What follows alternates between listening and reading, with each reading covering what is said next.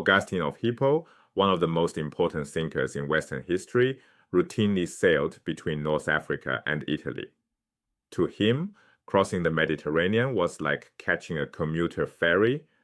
North Africa and Southern Europe belonged to the same world. When did that stop being true? Most people say 476 CE, the fall of Rome.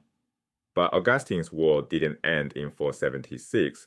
It ended in the 7th century, and the story of how it ended is far more dramatic and consequential than one emperor losing his throne. So if 476 isn't the real turning point, what is? First, let's understand why 476 became the traditional date. In that year, a Germanic general deposed Romulus Augustulus, the last Western Roman emperor. Textbooks treat this as the end of the ancient world. But the Eastern Empire continued, and the Mediterranean still functioned as a unified economic zone. Barbarian kingdoms that replaced Rome often imitated Rome.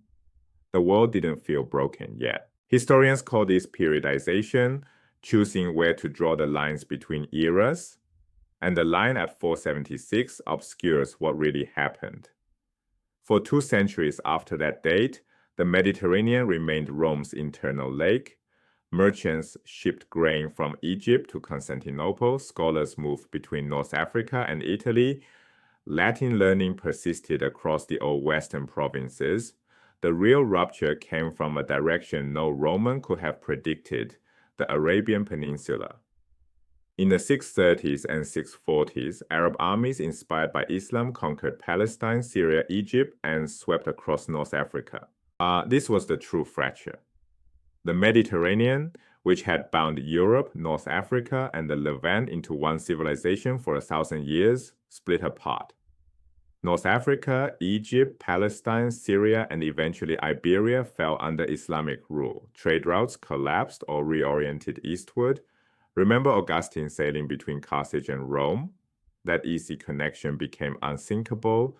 2 shores that had shared language, religion, and commerce for centuries now belong to different civilizations. This is when Europe was born, not as a geographic fact. It always existed as a continent, but as a cultural and political identity forced into existence by separation from Africa and Asia. The fracture produced a surprising consequence. As the Mediterranean ceased to be the center of Western civilization, the periphery became the core. Under Rome, civilization declined the further north you traveled. Britain and Ireland were the empire's remote edges. Now that pattern reversed. Irish monks preserved Latin manuscripts and sent missionaries across the continent. Britain, under scholars like Bede, became the most cultivated heir to Latin learning by the early 700s. Frankish rulers in what is now France and Germany built the strongest political structures in the West. This is a stunning reversal, right? The places Rome considered barely civilized were now carrying the torch of Western culture. And this trajectory culminates in the year 800, when Charlemagne, a Frankish king, was crowned Roman emperor, not in Rome, not in Constantinople, but in Aachen, deep in northern Europe.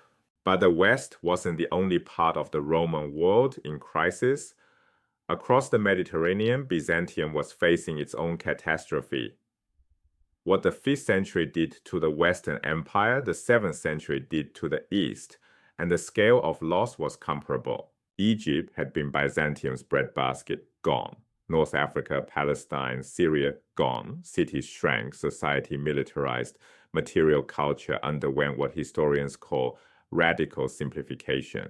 People became poorer, cities contracted, life got simpler and harder. One emperor's story captures this crisis. After the first Muslim siege of Constantinople, Emperor Constans II looked west. In 664, he traveled to Rome, becoming the last Eastern emperor ever to visit the city. Then he went further, relocating to Syracuse in Sicily, trying to hold the Mediterranean together from its center.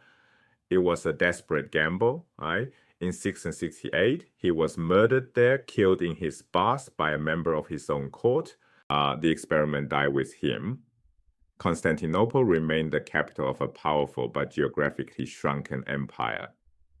Byzantium survived. Unlike the Western Empire, it endured and even renewed itself by the 9th century, but it was no longer Roman in the old sense. It governed a fraction of the territory, spoke Greek rather than Latin, and oriented itself toward defense rather than expansion. The empire that had once controlled the entire Eastern Mediterranean now clung to Anatolia and the Balkans. Now, the 7th century wasn't a clean break. Traces of the old interconnected world persisted. Theodore of Tarsus, born in Anatolia in what is now Turkey, traveled all the way to England and served as Archbishop of Canterbury in the late 600s. Many popes of this era were of Syriac or Greek origin, a man from Asia Minor leading the English Church, a Syrian-born pope in Rome. These connections are remarkable, but they're remarkable precisely because they were becoming rare. Each decade, fewer people made such journeys. As Islam consolidated its hold on the southern and eastern Mediterranean, the three emerging civilizations communicated less and less. It wasn't one event, it was a gradual dimming of connections that made the ancient world truly end. So, what did the world look like when the dust settled? By 800, the transformation was complete. Charlemagne's coronation as Roman emperor in Aachen tells the whole story. A Frankish king crowned in a northern city far from Rome or Constantinople, claiming the title of an empire that no longer existed in any recognizable form. Three distinct civilizations now occupy the space where one interconnected Mediterranean world had been. Western Christendom, centered in Northern Europe, Eastern Christendom, Byzantium, holding Anatolia and the Balkans from Constantinople, and the Islamic world, stretching from Iberia through North Africa to Persia and beyond. This framework changes how we read everything that followed. The Crusades make more sense as an attempt by Western Christendom to reconnect with lands it had lost in the 7th century. The East-West schism between Catholic and Orthodox Christianity reflects the growing distance between two civilizations that had once been one empire. The Renaissance, that celebrated rediscovery of classical Greek and Roman learning, happened partly because much of that learning had been preserved in the Islamic world and needed to be reintroduced to Europe. The so-called Dark Ages weren't about Rome falling in 476. They were about the world splitting apart in the 7th century and the long, slow process of three civilizations finding their own identities. Augustine could sail freely between two continents. Within 2 centuries of his death, that journey became a crossing between two civilizations, not because an emperor lost his throne in 476, but because the sea that held the ancient world together became the barrier that split it apart.